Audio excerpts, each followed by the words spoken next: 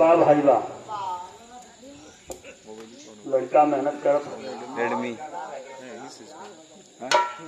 सुजान होगल तोहरे मत नहीं बा।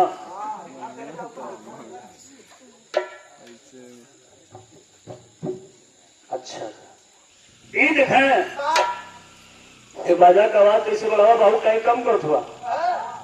आवाज कम करके दिन चलावा के चलावा महसूस होता है यहाँ लाइन कम बाटे वोल्टेज उठा चला हेलो